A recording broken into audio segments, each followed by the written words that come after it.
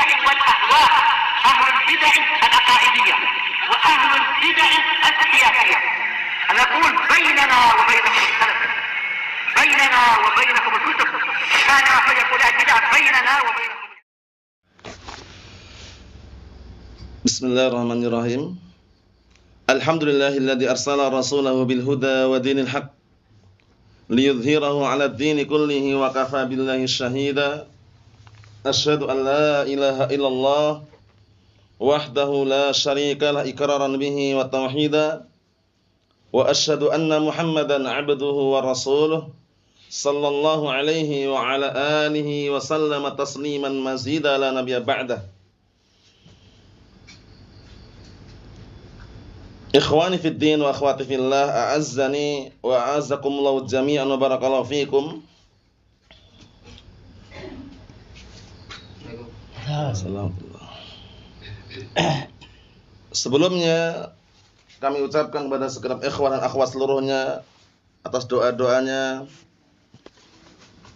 sehingga Allah Ta'ala mudahkan semua urusannya, baik urusan persalinan istri kami dan juga anak kami. Dan alhamdulillah pada hari kemarin, hari Jumat, sudah berlangsung akikahan. Agar tidak menimbulkan pertanyaan-pertanyaan, maka kami namakan dengan Sa'idah Al-Jabaliyah dengan kunyah Ummu Zahrah, yaitu putri kami yang keempat. Kami namakan dengan Sa'idah Al-Jabaliyah dengan kunyah Ummu Zahrah. Semoga Allah Ta'ala memberikan keberkahan kepada anak-anak kita semuanya. Mumpung ini ada kesempatan pas lagi ziarah ke sini, maksudnya lagi ada urusan akte atau yang semisalnya, kami sempatkan untuk mengisi kembali dan juga menyiram kembali hati-hati kita yang tentunya semakin lama tidak mendengarkan kajian, semakin haus daripada ilmu, semakin haus daripada siraman Al-Quran dan As-Sunnah. Namun ada kesempatan yang mulia ini kita manfaatkan, barakallahu fikum, walaupun hanya sesaat, walaupun hanya sebentar. Karena yang namanya waktu itu sangat terus berjalan. Sebagaimana perkataan sebagian para ulama, al-waqtu kas-saif illam taqta'hu qata'ak. Waktu itu bagaikan pedang. Jika kamu tidak menggunakan untuk menebas pedang tersebut, maka pedang tadi yang akan menebasmu. Oleh karena itu di saat ada waktu seperti ini, walaupun sesaat, walaupun sebentar, kami sengaja menyempatkan untuk membacakan dan juga melanjutkan kajian yang sempat terputus sebagai bentuk siraman dan juga motivasi kembali agar senantiasa istiqamah di atas syariat yang benar, istiqamah di atas Al-Quran dan As-Sunnah. Kita lanjutkan berikutnya terhadap kitab Tanbihatun ala Ahkamin Takhtassu bil Mu'minat karya Asy-Syaikh Shalal Fauzan. Itu peringatan-peringatan khusus seputar hukum-hukum fikih bagi para wanita mukminah. Halaman yang ke-52 masih seputar diperbolehkan wanita untuk apa? Menghadiri salat jamaah di masjid, tapi dengan beberapa syarat. Termasuk syarat yang berikutnya adalah alla takhruj mutazayyinah bisyabi wal huli. Sahih. Ini penting sekali ini. Hendaknya para wanita yang pergi ke masjid atau ikut salat jamaah di masjid, hendaknya dia tidak keluar dalam kondisi berhias diri dengan pakaiannya. Tidak pula menggunakan apa? Perhiasan. Ini penting sekali. Karena kadang-kala ibu-ibu yang belum paham agama yang benar, itu ketika ke masjid atau kumpul dengan ibu-ibu yang lain, itu kadang perhiasan dipamerkan biasanya. Iya kan? Yang punya. Paham ya? Nah, bahkan kalau dia punya gelang 10 dipakai semua 10-10-nya. Iya kan? Bahkan kadang biasanya enggak pakai anting-anting pun, padahal udah ibu-ibu ini, pakai anting-anting. Bayangkan. Nah, atau sebagian mereka yang anak muda pun, perempuan yang masih muda yang tidak paham atau belum paham terhadap syariat yang benar, kadang ketika ada pertemuan, perkumpulan antara para wanita yang lainnya, mereka berhias dengan apa? Memamerkan perhiasan ini. Ada mulai dari anting-anting, ya kan? Kemudian gelang, itu semuanya dilarang. Kecuali di dalam rumah atau di hadapan suaminya, kalau sudah bersuami. Mafhum? Nah, adapun keluar rumah, berhias diri, kemudian sampai menampakkan perhiasan-perhiasannya, itu semuanya secara syariat dilarang. Simpan aja itu perhiasan. Kalaupun tampakkan di hadapan suaminya atau mahramnya. Naam, kita lihat qalat ummul mukminin Aisyah radhiyallahu anha berkata, Ummul mukminin Aisyah radhiyallahu anha, "Lau anna Rasulullah SAW ra'a minan nisa ma ra'aina la mana'ahunna minal masjid kama mana'at Banu Israil nisa'aha." Muttafaqun alaih. Jadi hukum asalnya perempuan pergi ke masjid ikut sholat jamaah itu boleh hukum asalnya. Asalkan aman dari fitnah. Mafhum? Berangkat dalam kondisi tertutup, hijab yang syar'i, tidak memakai wangi-wangian, ya kan? Kalau berjalan, kalau perempuan sengaja diarahkan untuk minggir di pinggir, bukan di tengah-tengah, agar tidak bertabrakan dengan kaum lelaki. Paham ya? Menundukkan pandangan, kemudian tidak berhias diri. Tidak berhias diri, tidak menampakkan apa perhiasannya. Mafhum? Naam, ini syarat yang penting. Kalau belum terpenuhi syarat tadi, ahsannya di rumah. Karena walaupun terpenuhi syaratnya pun, perempuan paling afdal salatnya mana? Di rumah. Di dalam rumah yang paling afdal di dalam kamarnya. Bayangkan itu perempuan. Makanya penjagaan syariat terhadap perempuan itu sangat luar biasa. Semakin perempuan itu tersembunyi, enggak sering nampak, paham ya? Enggak sering pamer kecantikannya di luar, itu semakin bagus. Kalau zaman sekarang perhatikan para wanita yang muda, yang tua, sampai ibu-ibu pun, nah, barakallahu yang tidak paham agama atau belum paham agama yang benar, itu malah apa? Pamer kecantikan mereka di media sosial, iya kan? Selfie sana, selfie sini, posting sana, posting sini. Apakah mereka nggak sadar kalau mereka mati fotonya masih gentayangan? Maksudnya dia ini yang suka selfie ini sudah mati, tapi fotonya masih dapat tersebar di media sosial, ditonton banyak lelaki. Bayangkan itu. Dia nggak sempat menghapus. Yang seperti itu dikhawatirkan menjadi dosa jariah nanti. Dosa yang mengalir terus. Waliyadzubillah. Jadi pahami ya. Nah, makanya ana sarankan ya, ana tekankan sekali lagi, janganlah bermudah-mudah untuk selfie tadi itu. Karena apa? Karena zaman sekarang itu teknologi yang canggih seperti ini. Walaupun di aplikasi sudah dihapus, mungkin yang pemilik aplikasi pusat sana masih nyimpan gitu loh. Paham ya? Nah, karena apa? Karena bisa jadi makar-makar dari orang Yahudi dan Nasara. Orang kufar membuat suatu aplikasi yang orang banyak tertarik misalkan. Nah, yang paling aman ya hanya chattingan, SMS, nelpon. Ada mau udah tampil di media sosial, ya. Nah, buka cadarnya di situ, kemudian nah barakallahu fi posting ini, posting itu, gambar makhluk bernyawa, ana sarankan jangan, hindari.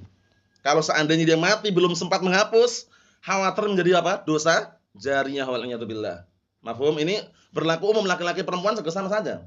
Cuman yang sangat disayangkan dan juga sangat dikhawatirkan kalau perempuan, jangan. Dia nampaknya tertutup dia.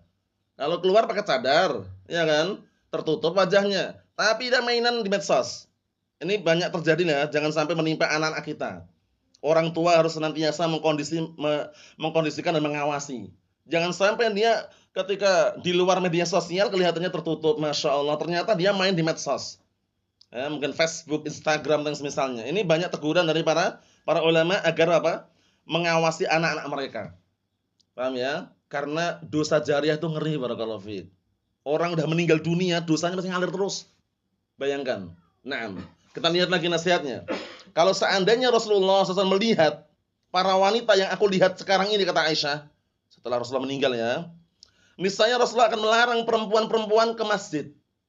Sebagaimana Bani Israil melarang istri-istri mereka ke masjid. Kenapa kira-kira? Setelah Rasulullah SAW meninggal dunia, itu fitnah semakin banyak. Sehingga perempuan-perempuan ketika ke masjid mereka ada yang berhias, ada yang pakai perhiasan. Sehingga Aisyah mengatakan demikian. Kalau seandainya Rasulullah melihat keadaan perempuan sekarang ini padahal zaman Aisyah waktu itu ya, itu pun sudah apa? Sudah ada kemungkinan kayak gitu. Apalagi zaman sekarang kita ini, ya kan? Nah, ke masjid dia pakainya nggak syar'i, celana ketat, ya kan? Nah, berhias diri. Kemudian di dalam masjid dia wudhu, masuk masjid baru pakai apa? Mukena. Pulangnya dilepas mukenanya. Beri fitnah kan? Nah, barakallahu fiik. Makanya yang namanya fitnah barakallahu fiik itu senantiasa berlangsung. Kita harus siap untuk melaluinya. Baik lelaki maupun wanita harus siap melaluinya. Jangan pernah bilang, "Wah, ana mau hidup tenang tanpa fitnah." Enggak bisa.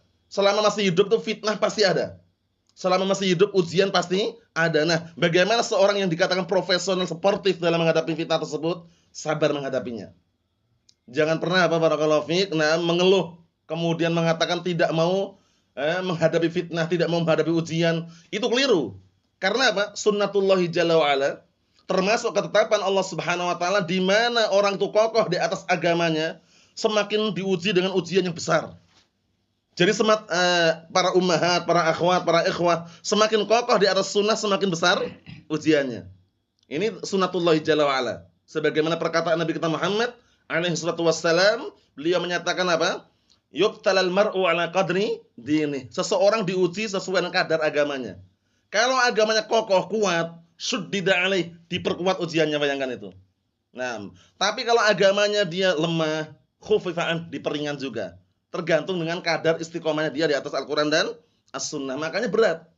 Ya, istiqomah, riba pun dia tinggalkan, campur baur laki-laki dan wanita yang bukan mahramnya dia tinggalkan. Berat memang. Karena sekarang kita bisa dikatakan hampir semua tempat bekerja, di pasar atau di perjalanan itu nggak terlepas dari yang namanya apa? Banyak laki-laki, banyak perempuan. Hanya saja kembali ke kita, bagaimana kita cara mengkondisikan keadaan tadi itu. Tundukkan pandangan, kalaupun jual beli seperlunya, hanya transaksi, ya kan? Nah, seperti itu. Karena yang namanya fitnah ini senantiasa semakin datang zaman semakin jelek keadaannya. Kita lihat berikutnya, qala Imam Syaukani fi Nail Awtar. Berkata Imam Syaukani dalam kitab Nail Awtar, ala qauli Aisyah, ketika beliau mengomentari dan atau memberikan catatan kaki terhadap ucapan Aisyah, "Lau ra'a ma ra'aina", kalau seandainya Rasulullah melihat apa yang kami lihat. Ini setelah Rasulullah meninggal ya. Aisyah bercerita itu, setelah Rasulullah meninggal dunia banyak fitnah. Nah, beliau mengatakan kalau seandainya Rasulullah masih hidup dan melihat fitnah perempuan sekarang ini, kata Aisyah, itu maknanya ya. Niscaya Rasulullah akan melarang mereka untuk ke masjid. Seperti sekarang kalau antum saksikan, perempuan-perempuan awam kalau ke masjid bagaimana? Terpenuhi enggak syarat-syaratnya? Enggak terpenuhi, makanya kalau seandainya Rasulullah melihat zaman sekarang ini padahal waktu zaman Aisyah ya, itu pun sudah apa? Aisyah mengatakan niscaya Rasulullah akan melarang. Apalagi zaman sekarang, zaman kita ini. Ya kan? Zaman yang penuh dengan fitnah, syubhat, syahwat. Sabar, yang paling terbaik perempuan tempatnya di rumah. Sampai sholat loh itu ya, bayangkan itu. Kita lihat sini. Kenapa kok Aisyah mengatakan demikian? Yakni min husnil malabis wa tib wa zinah wa tabarruj. Ini penting ini. Ini khusus para akhwat, karena memang para akhwat ada fikih tersendiri. Maksudnya kenapa? Apa kata Aisyah? Yaitu karena apa? Karena indahnya pakaian yang dia pakai ke masjid, wangi-wangian, perhiasan, berhias diri. Wala tabarrujna tabarrujal jahiliyatil ula. Janganlah kalian wahai para wanita berhias sebagaimana berhiasnya orang jahiliyah terdahulu. Menampakkan barakallahu fi perhiasan tubuhnya di hadapan laki-laki ajnabi, jangan. Ini anak sarankan barakallahu fi, kalau perempuan masih memiliki rasa ghirah, kecemburuan terhadap syariat, dia tidak akan ridha disaksikan dilihat laki-laki ajnabi yang bukan mahramnya. Ya enggak? Tapi kalau dia semakin senang dilihat, semakin senang, banyak gaya dia, sudah mulai caper cari perhatian, sudah menjadi baper bahan perhatian, ya kan? Ternyata keluarganya kuper, kurang perhatian, terhadap syariat. Itu penting sekali. Paham ya? Nah, jadi 3R ini pastikan dikondisikan di tempatnya.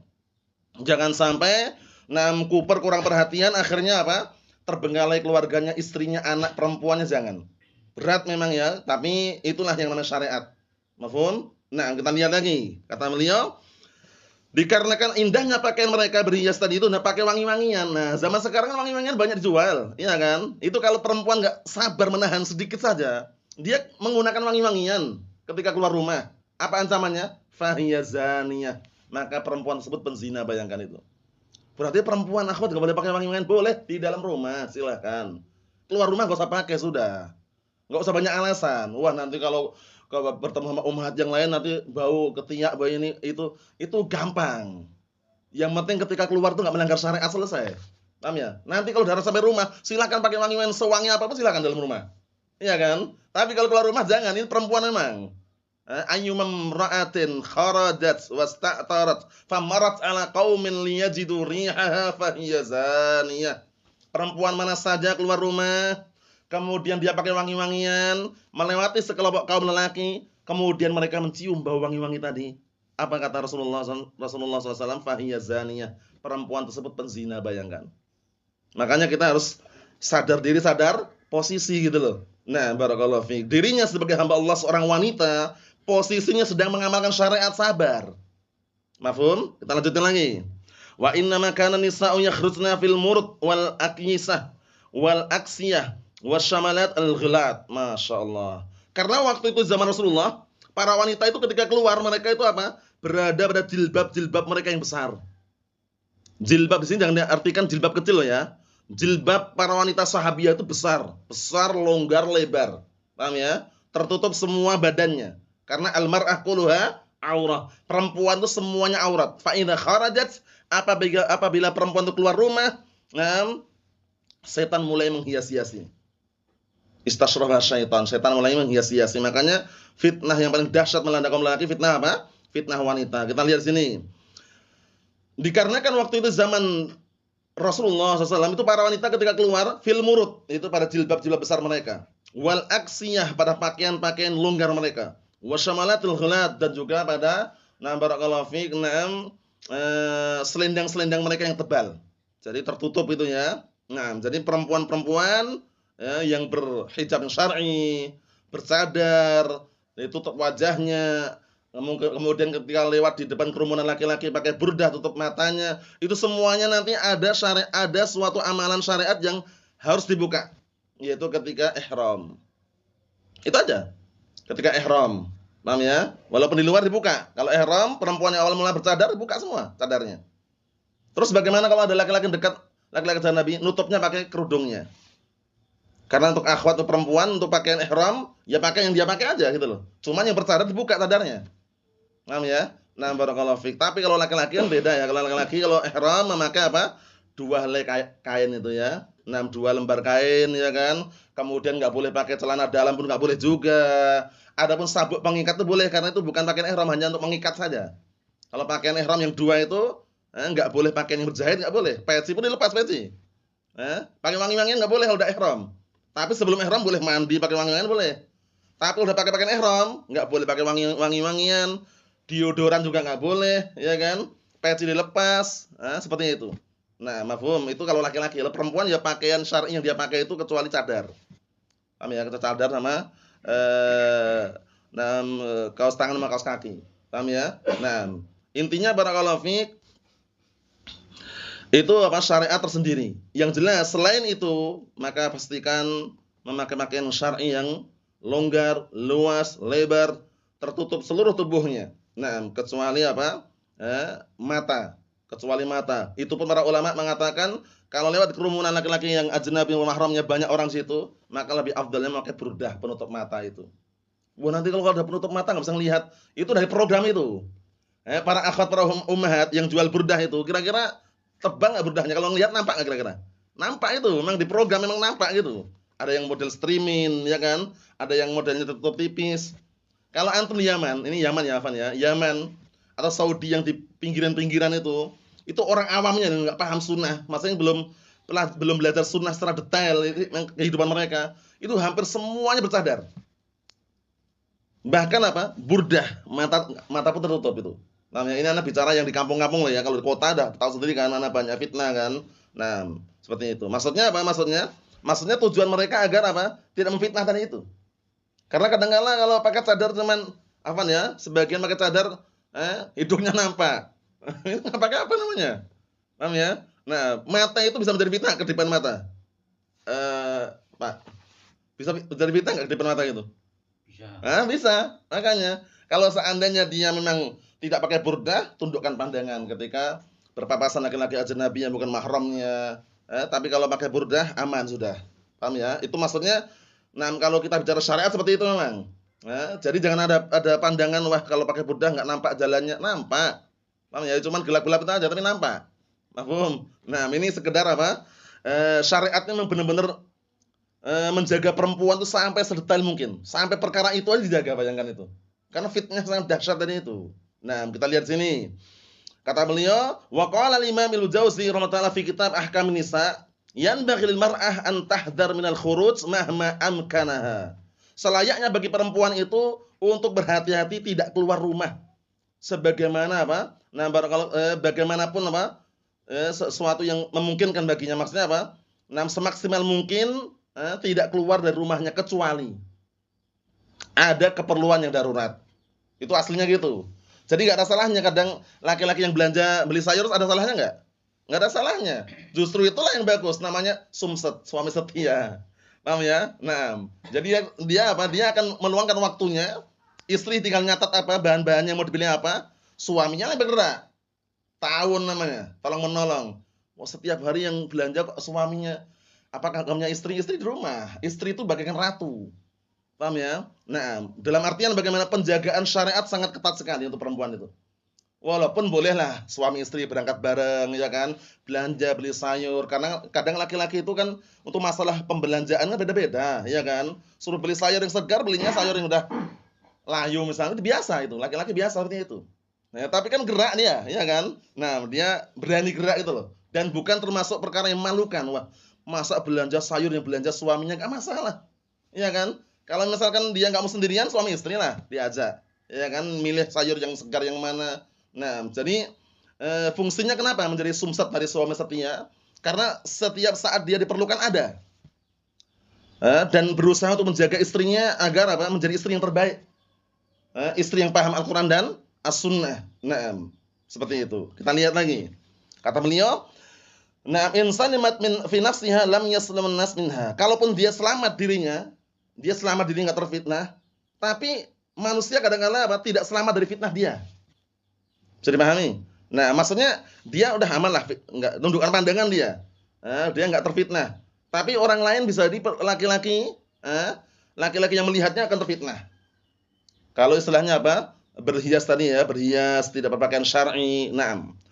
Wa idza turrat, na'am, wa idza turrat ilal khuruj kharajat bi idni zaujiha fi hay'ati rissah. Masyaallah, lihat ini.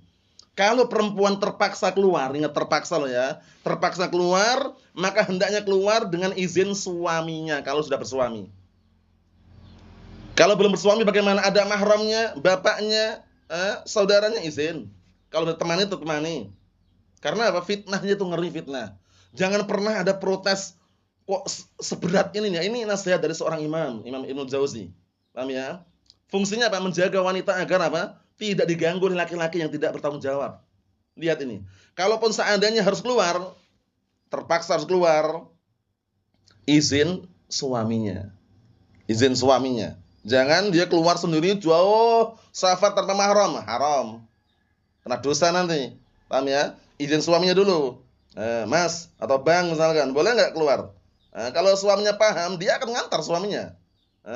Kalau jarak dekat mungkin di sekeliling rumah belanja sayur, masih mending lah aman dari fitnah ya, selama aman dari fitnah ya. Kalau jauh-jauh suaminya biar menemani.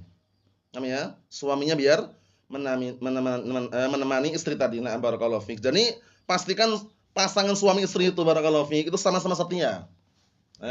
Nah, suami setia sumset. Paham ya? Istri setia triset, iya kan? Nah, maksudnya bagaimana? Maksudnya saling ta'awun. Saling ta'awun, penting sekali nih. Kita lihat ini. Nah, kalau seandainya harus keluar, maka keluar dengan izin suaminya dalam kondisi pakaiannya apa? Memakai pakaian yang sederhana, yang tidak menampakkan perhiasan. Bisa dipahami? Semakin pakaian itu semakin jauh dari pernik-pernik atau pernik-pernik ya, hiasan-hiasan semakin bagus. Warnanya pakai warna yang gelap. Hitam, biru, coklat. Intinya warna gelap itu warna yang kalaupun biru biru tua, coklat coklat tua. Ya kan? Kalau hitam insyaallah udah aman lah hitam. Paham ya? Warna-warni bukan mengharamkan, ingat-ingat, bukan mengharamkan yang warna-warni, tapi menganjurkan kenapa yang warna gelap lebih aman dari fitnah. Buktikan aja. Paham ya? Memang kalau menarik mana? Warna-warni, tapi perempuan keluar ingin menarik perhatian, ingin saper atau ingin menjaga syariat, tetap menjaga syariat kehormatannya kan, cari warna gelap. Kalau perempuan akhwat kok keluar rumah pakai warna-warni, itu berarti sudah ada. Kalau pakai pink, Ya sama warna-warni. Warna malah tambah menarik lagi itu. Paham ya? Maksudnya gini. Maksudnya perempuan itu kalau memilih warna-warni itu keluar tuh ada seakan-akan niatnya itu ada niat lain gitu loh. Paham ya? Karena menarik. Jangan sampai akhwat sudah pakai cadar, pakai pakaian longgar, milih yang warna-warni, ternyata apa? Tujuannya caper misalnya cari perhatian. Memang walaupun dia nggak meniatkan itu. tapi materialnya menarik. Maka disarankan yang warna-warna gelap tadi. Ingat-ingat ya, bukan mengharamkan. Untuk keabsahan sah selama tertutup auratnya, tertutup semua badannya sah. Cuman afdalnya memakai warna gelap tadi. Kenapa? Karena para wanita sahabiat sampai mereka digelari apa? Sampai mereka dipermisalkan bagaikan apa? Burung-burung gagak yang berwarna hitam. Paham ya? Berarti menunjukkan warna pakaian mereka itu memang sudah menjadi kebiasaan mereka warna hitam. Makanya kalau antum lihat orang awam, orang Yaman ini yang istilahnya yang cerita tentang keadaan sana yang kebanyakan itu masih istiqomah dengan syariat, barakallahu fiik. Itu semuanya orang awamnya jadi pakaian-pakaian keluar itu hitam semuanya. Jadi enggak ada warna-warna pink, hijau muda enggak ada. Paham ya? Nah, kalau masih kecil enggak masalah, kalau udah besar, dewasa, udah ummahat itu pakailah warna gelap. Warna gelap kan banyak orang jual kan? Yang warna-warni pakai dalam rumah aja. Udah terlanjur beli pakai dalam rumah. Paham ya? Kalau keluar rumah pakai warna gelap tadi. Kita lihat lagi biar tambah jelas ini. Wa ja'ala tariqaha fil mawadi' al-khaliyah duna syawari' wal aswaq, masyaallah. Dan perempuan tersebut ketika keluar, pastikan dia menjadikan jalannya itu di tempat-tempat yang kosong. Maksudnya kalau banyak kerumunan laki-laki jangan malah di tengah-tengah nerobos jangan. Pinggir. Paham ya? Semakin dia di pinggir itu semakin bagus karena apa? Akan terhindar itu maksudnya, paham ya? Nah, kata beliau, duna syawari', bukan di jalan raya. Di tengah-tengah ya kan, kerumunan, dia nyari tempat yang di pinggir. Paham ya? Wal aswaq, dan juga barakallahu fiik, dia apa? Jalannya kalaupun di pasar nyari yang pinggir-pinggir, yang sifatnya apa? Tidak nerobos-nerobos kerumunan laki-laki gitu maksudnya ya. Memang ini resikonya di sini, barakallahu fiik. Kehidupan zaman sekarang yang penuh dengan fitnah ini, kalau dia sudah punya mahram atau dia punya suami, minta tahu dengan suaminya situ. Paham ya? Agar nanti tidak masuk kerumunan, kemudian seperlunya akhwat pun aman. Berarti kalau laki-laki juga, laki-laki bagaimana masa laki-laki dibebaskan? Kalau laki-laki hukumnya sendiri memang ada. Paham ya? Tidak seketat perempuan tadi. Jadi jangan disamakan. Laisa dzakaru kal unsa. Lelaki itu enggak sama dengan perempuan, enggak sama. Paham ya? Walaysa dzakaru kal unsa. Lelaki itu enggak sama dengan perempuan. Mulai dari pembagian warisan juga beda, ya kan? Kemudian ar-rijalu qawwamuna 'ala nisa. Kaum lelaki itu sebagai pemimpin buat para wanita. Paham ya? Seperti itu. Kita lihat lagi. Wahtarazat min sama'i sautiha, dan berusaha semaksimal mungkin tidak memperdengarkan suaranya kalau mau ngomong pelan. Paham ya? Para akhwat, para ummahat, para banat kalau ngomong ngobrol ya, yang kira-kira dekat dengan laki-laki ajnabi yang bukan mahramnya. Nah, barakallahu fiik, itu dipelankan suaranya. Jangan sengaja dimerdukan suaranya biar didengar laki-laki, fitnah. Paham ya? Kita lihat. Wa masyat fi janibit tariq la fi wasfihi, masyaallah. Dan berjalan di jalan yang pinggir bukan di tengah-tengah. Fungsinya apa? Biar tidak bertabrakan kaum lelaki. Biar terhindar. Ini semuanya penjagaannya masyaallah sangat luar biasa ya. Qala az-Zuhri fa nara dzalika wallahu a'lam anna dzalika likay yanfud man yansarif minan nisa, sahih. Al-Imam Zuhri mengatakan kami berpandangan demikian, kenapa kok disuruh jalannya di pinggir enggak di tengah-tengah? Wallahu a'lam, kata beliau, hal tersebut dikarenakan agar apa? Agar orang yang hendak berpaling dari perempuan yang hendak berpaling minggir itu tidak apa? Tidak nerobos. Tidak nerobos kerumunan laki-laki yang jalannya di tengah. Gerombolan itu maksudnya. Jadi pahami? Rawal Bukhari. Qala Imam Syaukani fi al-Awtar al-hadits fihi annahu yustahabbu lil imam mura'atu ahwalil ma'mumin wal ihtiyat fi istinabi ma qad yufdi ila al-mahdhur wa istinabi mawaqi'it tuham wa karahatu mukhalatul rijal lin nisa fi turaqat fadlan anil buyut. Imam Syaukani mengatakan hadis ini menunjukkan dianjurkan bagi pemimpin, ini pemimpin loh ya. Ini pemimpin yang hukumnya hukum syariat. Dianjurkan kepada para pemimpin agar menjaga keadaan makmumnya, rakyat sipilnya. Paham ya? Dan berhati-hati pada sisi yang bisa menghantarkan kepada perkara yang haram. Dan berhati-hati untuk menjauhi tempat-tempat yang menimbulkan kecurigaan, tuduhan kecurigaan, dan juga menjauhi perkara yang dan membenci bercampur baurnya lelaki dan wanita di jalan-jalan, terlebih-lebih lagi dalam rumah. Jadi ikhtilat, campur baur laki-laki dan perempuan mahramnya ya. Nah, di jalan pun diupayakan dihindari. Maksudnya kalau seandainya banyak kerumunan laki-laki, dia minggir. Jadi pahami? Nah, kalau di dalam rumah apalagi? Paham ya? Ya ini memang PR buat kita semuanya, apalagi ketika Idul Fitri ya. Idul Fitri kadang ada tamu-tamu ya. Kalau kita kondisikan kalau tamunya itu bukan mahramnya, yang salaman biar yang mahram saja, kan itu. Iya kan? Yang perempuan-perempuan yang salaman dengan perempuan, yang laki-laki mahramnya jangan jangan salaman atau jangan gini, malah nyembah patung. Apa nih ya? Ini kan kalau gini kan mengisyaratkan dengan apa? Dua telapak tangan diginikan kayak nyembah kan. Ada unsur tasabuh dengan orang-orang penyembah patung atau orang yang beragama Konghucu atau yang semisalnya. Nah, jadi kalau menolak gini aja. Afan, maaf. Nah, gini aja. Selesai. Paham ya? Nah, kadang mereka sudah berhati-hati untuk enggak salaman, dia salaman sedikit ini, ujungnya gini. Nempel sedikit. Sama aja. Disebutkan dalam hadis bagaimana Rasulullah SAW sampai beliau memberikan ultimatum yang sangat keras. Kata beliau alaihi wassalam, kalau seandainya kepalaku ditusuk dengan apa? Dengan jarum yang terbuat dari besi, itu lebih aku sukai daripada menyentuh tangan perempuan yang bukan mahramnya. Paham ya? Menyentuh wanita yang bukan mahramnya. Berarti menunjukkan ini perlu kita jaga. Jangan sungkan, segan, enggak enak. Akhirnya ketika Idul Fitri banyak tamu yang bukan mahramnya pun salaman dia. Ketemu apa? Teman-teman sekolahan salaman. Kalau bukan mahramnya jangan. Insyaallah paham mahram, paham ya? Mahram itu jalurnya itu mudah sekali dihafalkan. Kalau dari jalur kita yang laki-laki dulu ya. Kalau laki-laki berarti bibi kita, baik dari pihak ibu atau bapak, semuanya bibi itu mahram buat kita. Paham bibi ya? Anak bibi namanya sepupu, mahram bukan? Bukan mahram. Saudari kita sebanyak apapun mahram. Anak saudari kita namanya apa? Keponakan. Sampai ke bawah mahram semuanya. Paham? Nah, ibu kita tadi, saudari-saudarinya namanya bibi, mahram.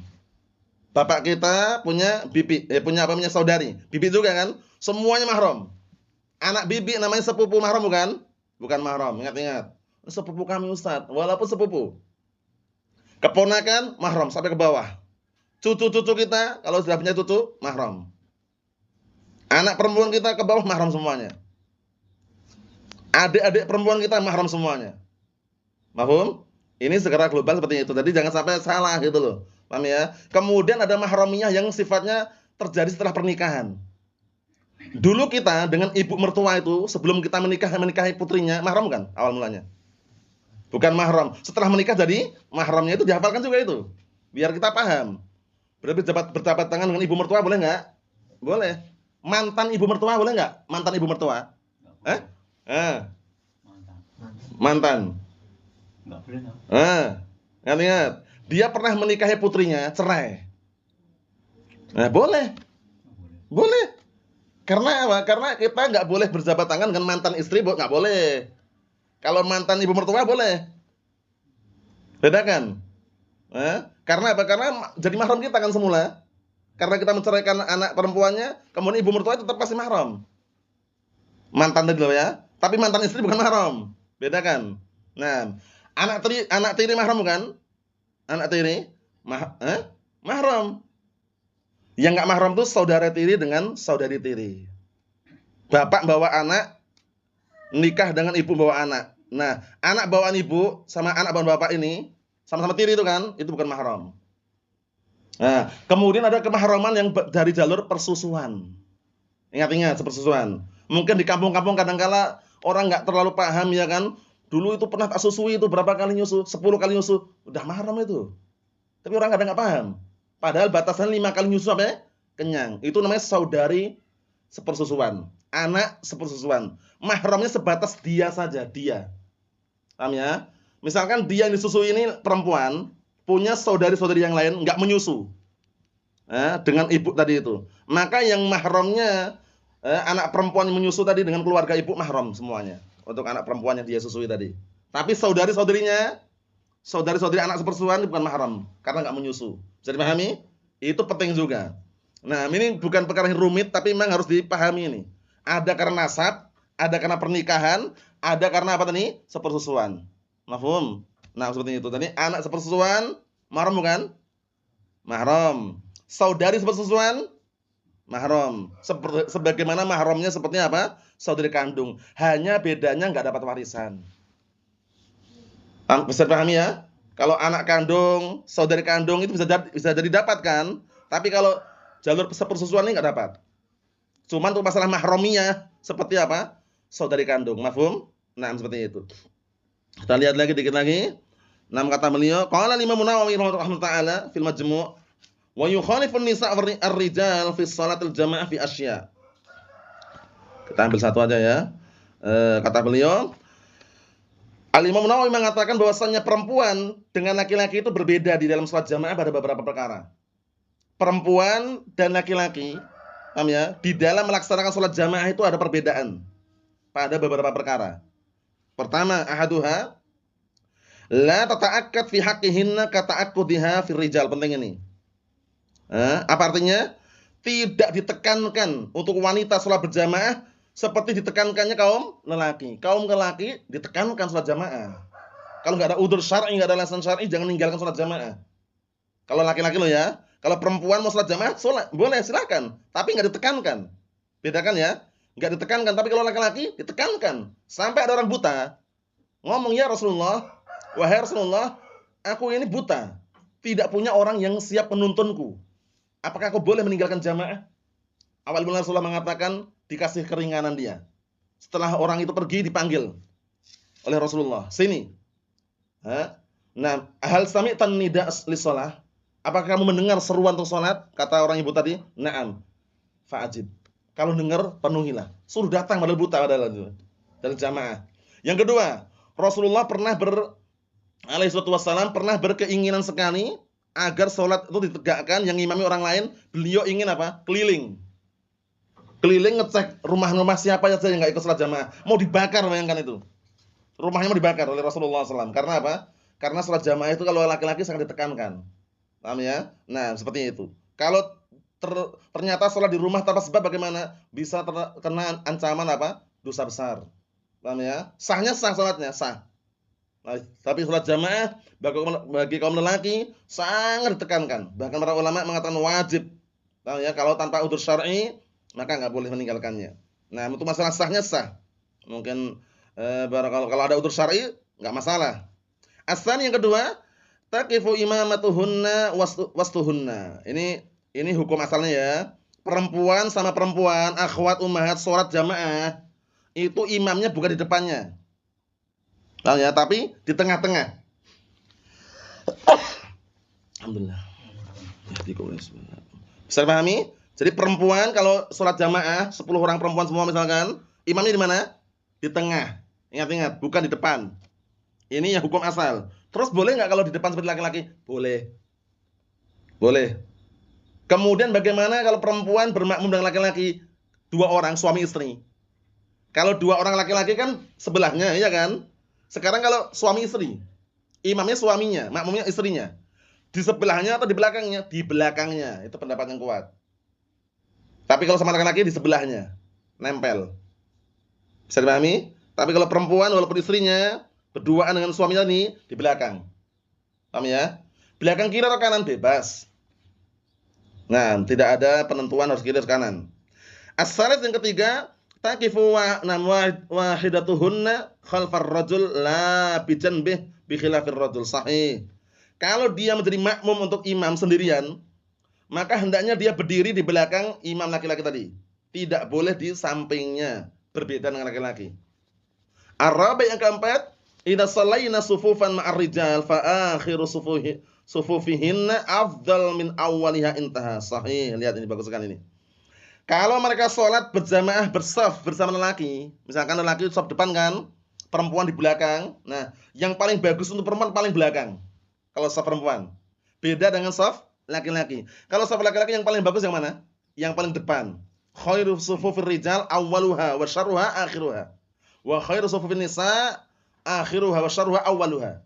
Sebaik-baik saf lelaki yang paling depan, yang paling jelek paling belakang. Karena dekat perempuan kan?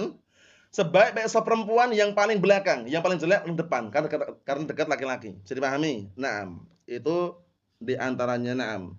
Yang terakhir kata beliau, wa mimma subiqa wa mimma sabaq, dan termasuk perkara yang kita lewati, yu'lamu tahrimul ikhtilat bainar rijal nisa. Diketahui bahwasanya haramnya campur baur lelaki dan wanita bukan mahramnya. Ini sangat ditekankan sekali karena Banyak kejadian mulai dari perselingkuhan, perzinaan, hamil di luar nikah karena apa? Terlalu bebas dalam apa? Mengumbar pergaulan tadi itu. Paham ya? Mungkin kerja di apa? Kerja di pabrik, kerja di kantor-kantor, kerja di perusahaan yang pokoknya campur baur itu, bukan mahramnya. Awal mulanya nggak ngobrol, chattingan, ya kan? Lama-lama SMS, lama-lama ngatur janjian. Ketemu di mana? Di alun-alun. Allahul musta'an. Padahal bukan apa? Bukan suami istri itu. Istri punya suami, suami punya istri. Paham ya? Yang satunya pelakor, satunya pebinor. Pelakor apa? Perebut laki-laki orang. Pebinor, perebut bini orang. Bisa dipahami nggak itu? Itu masih singkatan aja. Maksudnya gini, maksudnya itu awal mulanya apa? Karena campur baur laki wanita bukan mahramnya, santai mereka tenang, nggak ada apa-apa. Awalnya minta nomor telepon, ya kan? Kenalan, chattingan, SMS-an. Sudah punya istri padahal, paham ya? Yang istri ini pun juga sama, sudah punya suami, punya kenalan laki-laki lain ya. Akhirnya terjadilah yang terjadi. Waliyadzubillah, mafhum. Maka yang paling terbaik, yang paling bagus bagi para wanita adalah apa? Di rumahnya kecuali ada alasan yang syar'i atau perkara darurat yang dia harus keluar.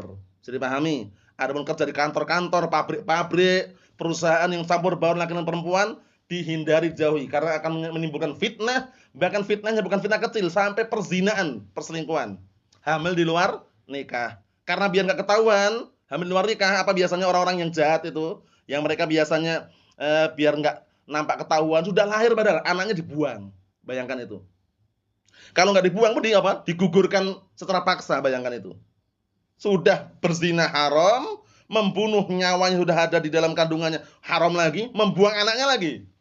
Allahul musta'an. Ini sekedar selingan barakallahu fiik bahwasanya penjagaan syariat terhadap perempuan sangat luar biasa sampai setingkat itu pun dijaga oleh Al-Qur'an dan As-Sunnah. Semoga kita semuanya bisa mengamalkannya dan senantiasa istiqomah di atas Al-Qur'an Sunnah. Mungkin untuk sementara ini yang terakhir dulu ya. Nanti kalau Allah mudahkan ke depannya nanti udah datang lagi, kita akan rutin seperti biasanya. Semoga urusan kita dimudahkan semuanya oleh Allah Subhanahu wa taala. Nasallahu as-salamata wal afiyah walhamdulillahirabbil alamin.